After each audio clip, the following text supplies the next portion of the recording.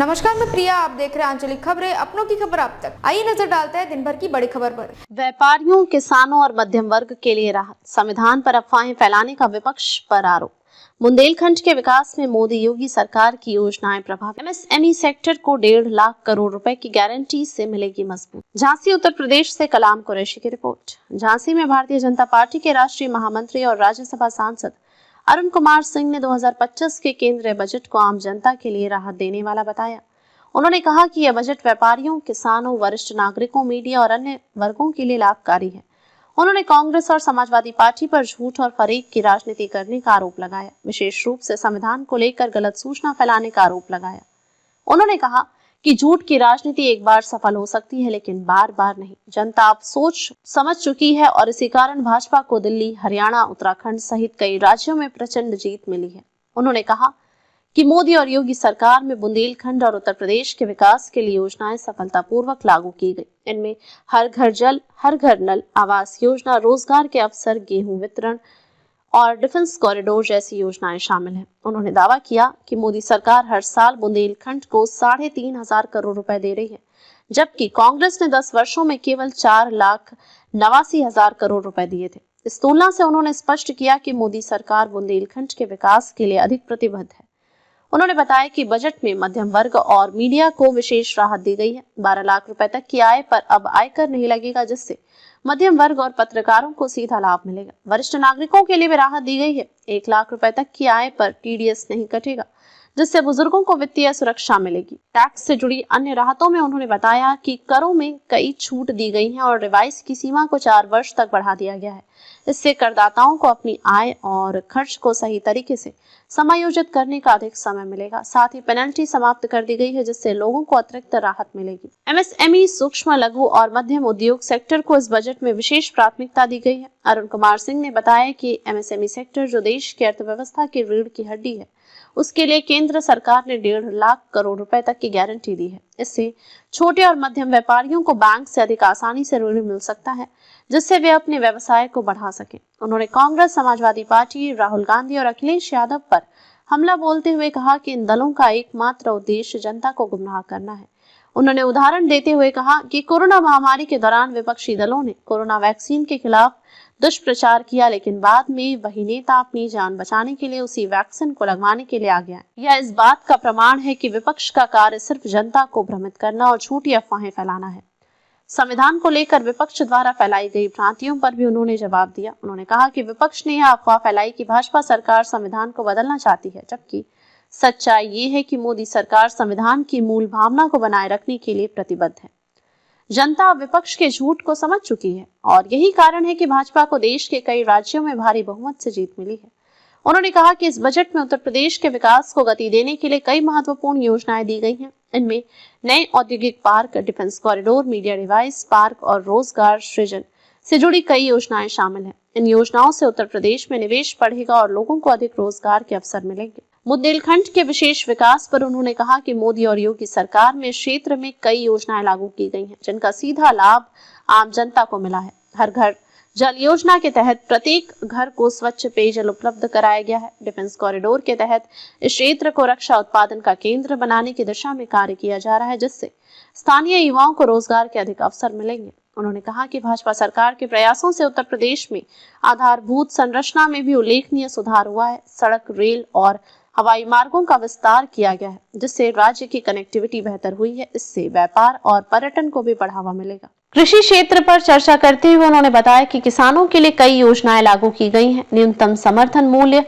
MSP को बढ़ाया गया है, जिससे किसानों को उनकी फसलों का उचित मूल्य मिल सके। इसके अलावा सिंचाई सुविधाओं को भी बेहतर किया गया है, ताकि किसानों को जल संकट से न जूझना पड़े। व्यापारियों को बजट में दी गई राहतों पर उन्होंने कहा कि सरकार ने कर प्रणाली को सरल बनाया है और जीएसटी से संबंधित कई सुधार किए हैं। इससे व्यापारियों को कम कर भार के साथ अधिक आसानी से व्यवसाय करने में मदद मिलेगी। उन्होंने कहा कि भाजपा सरकार का लक्ष्य सभी वर्गों के लोगों को समान अवसर देना है। इस बजट में व्यापार, रोजगार, सीनियर सिटीजन, किसान, इंपोर्ट एक्सपोर्ट, महिलाओं और मीडिया जैसे सभी क्षेत्रों को ध्यान में रखा गया है। इससे सभी वर्गों को लाभ मिलेगा और देश की अर्थव्यवस्था को मजबूती मिलेगी। अंत में उन्होंने कहा कि मोदी और योगी सरकार के नेतृत्व में देश और उत्तर प्रदेश लगातार विकास की राह पर आगे बढ़ रहे हैं। जनता ने विपक्ष के झूठ को समझ लिया है और इसलिए भाजपा को लगातार भारी समर्थन मिल रहा है। उन्होंने जनता से अपील की है कि वे विपक्ष के बहकावे में न आए और सरकार के विकास योजनाओं का लाभ उठाएं। यह कांग्रेस का समय था, 27,049 करोड़ रुपए मिलता था। कितना? 27,000 करोड़। यह मोदी सरकार है तो 1,71,437 करोड़ रुपए एग्रीकल्चर सेक्टर में 6 गुना अधिक दे रही है। नहीं, यूपी की बात, हम यूपी की बात कर रहे हैं। यूपी की बात हो रही है, यूपी की बात।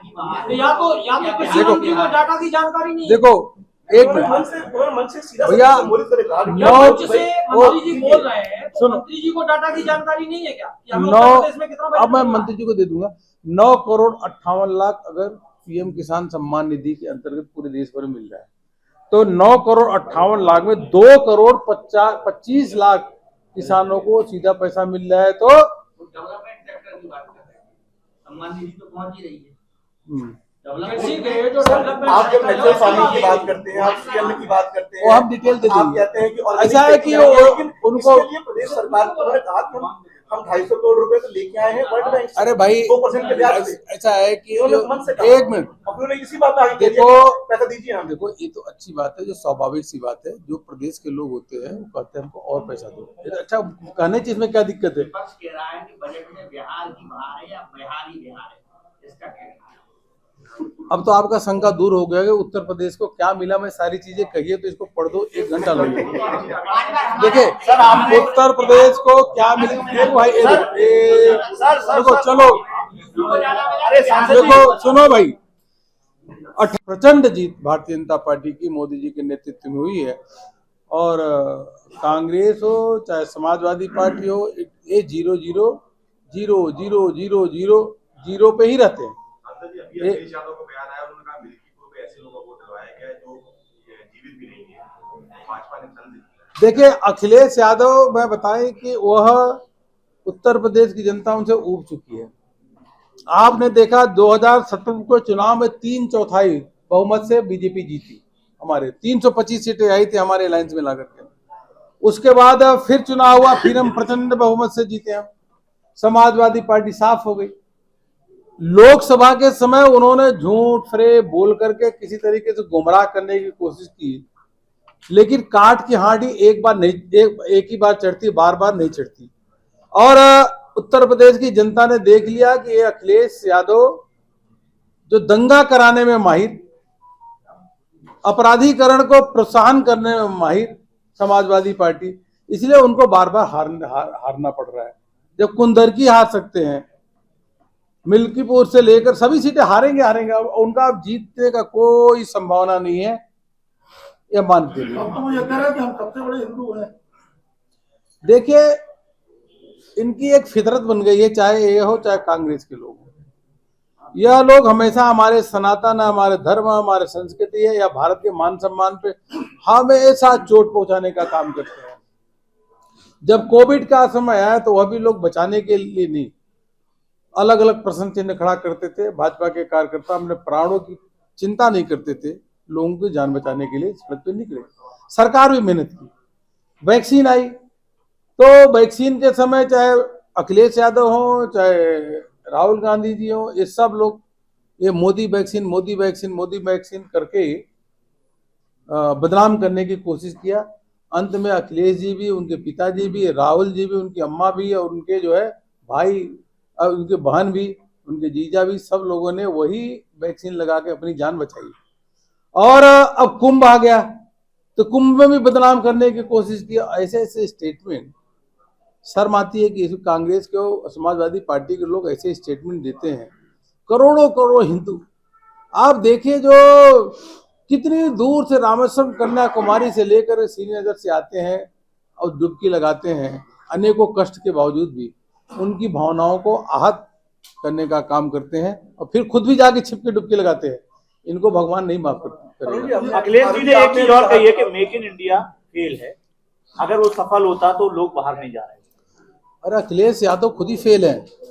आपको अखिलेश यादव जी के दिमाग के बारे में और सोच के बारे में अभी भी कोई डाउट हो तो उनके समय का कार्यकाल याद कर लीजिए ना। आगरा में दंगा शुरू हुआ, थोड़ी देर में पहुंच गया वहां पे कोसी पहुंच गया, कोसी से बड़ा तो पिलखुआ पर पहुंच गया। ऐसे दंगे कराते कराते 100 से अधिक दंगे हो गए थे। अपराधीकरण की स्थिति क्या थी। तो कोई ढंग का आदमी, अच्छे व्यक्तित्व का, अच्छे सकारात्मक सोच वाला व्यक्ति अखिलेश यादव नहीं है ना। अच्छा, कल अभी हमने कहा कि केंद्र सरकार पूरे देश से राज्यों को पैसा दे रही है, लेकिन कल कृषि मंत्री प्रदेश के झांसी में थे, उन्होंने मन से जो केंद्र सरकार के सचिव थे उनसे कहा कि कृषि सेक्टर के लिए और पैसे की आवश्यकता है। जो पैसा आप हरियाणा पंजाब को दे रहे हैं उससे भी कम यूपी को दे रहे हैं, तो कैसे कृषि का विकास होगा जब यहाँ पे तमाम योजना आप लेके आते हैं। कौन बोला? कृषि मंत्री। नहीं, एक उत्तर प्रदेश में मन से खुले मन से कहा, बोल दिया होगा, लेकिन डाटा ही है। देखिए, कृषि के क्षेत्र में उत्तर प्रदेश को बहुत अधिक ओवरऑल पैसा मिल रहा है। डाटा में ये देखिए, आप बताइए एग्रीकल्चर सेक्टर, जो पंजाब हरियाणा को मिलता है, एग्रीकल्चर सेक्टर ज्यादा क्यों? कृषि। अमरोहा उत्तर प्रदेश से संजय कुमार की रिपोर्ट। देखते रहिए आपका अपना चैनल आंचलिक खबरें, अपनों की खबर आप तक।